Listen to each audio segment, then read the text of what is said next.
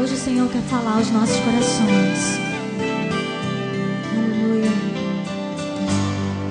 Fala comigo, fala, Senhor.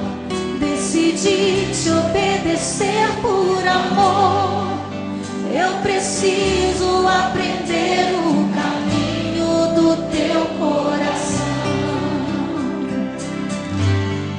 Fala comigo como um pastor que conduz o seu rebanho. Eu desconheço outra voz que não venha de ti. Fala comigo, Senhor, eu preciso te ouvir. Eu preciso te ouvir. Aleluia.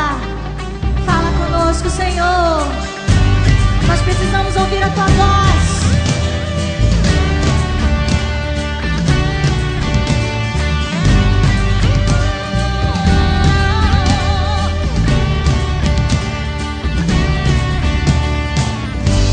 Sei que me falas através de um irmão. Sei que me falas quando dobro os joelhos em oração. Sei que me falas pela tua palavra. Falas comigo até quando te calas. Eu sempre te ouço na tribulação. Voz me acalma e traz consolo ao meu coração. Quando não sei que direção tomar, paro tudo pra te escutar. Nada é mais importante, eu só quero te ouvir falar. Fala comigo, fala, Senhor. Decidi te obedecer por amor. Eu preciso aprender o caminho do teu coração.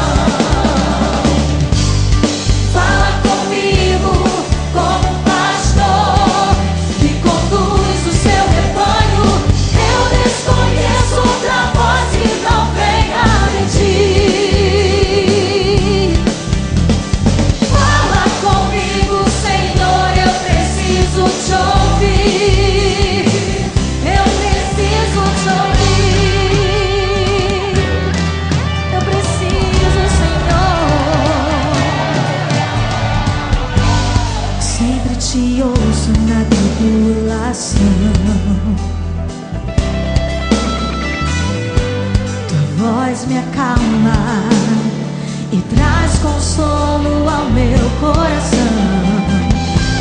E quando não sei que direção tomar, eu paro tudo pra te escutar. Nada é mais importante, eu só quero te ouvir falar. Fala comigo, fala, Senhor. Decidi te obedecer por amor. Eu preciso aprender o